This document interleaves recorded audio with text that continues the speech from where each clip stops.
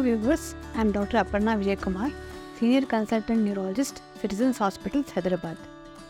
What are common triggers for epileptic seizures and how we can manage them?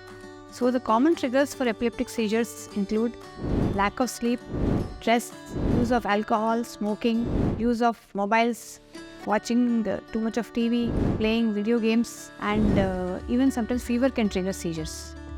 Now these can be managed by avoiding alcohol, avoiding stress, having good sleep of 8 hours, eating food on time, and not spending too much time on mobile phones and TV. What are the types of epilepsies? So epilepsies can be focal epilepsy or generalized epilepsy. Focal epilepsy means there is maybe twitching of one part of the body, like even the eyes, hands or legs. It can be associated with loss of consciousness, or the patient may be conscious during that episode. It will last for a few minutes, 1 to 3 minutes maximum.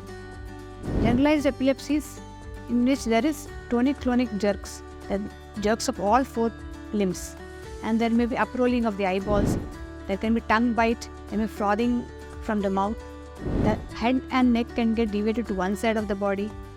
These jerks can last for around 3 to 5 minutes, and this is followed by a phase of post-ictal drowsiness. The patient will be drowsy for a long time. There can be tongue bite, there can be urinary incontinence. How does stress impact epilepsy and how it can be managed? Stress has an important role in epileptic patients. Stress can trigger seizures. So avoiding stress is very important.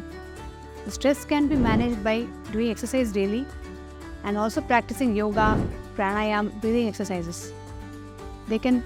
Epileptic patients can also resort to cycling, and also they can meditate daily. One important thing is a good 8 hours of sleep helps in relieving stress and helps in preventing seizures.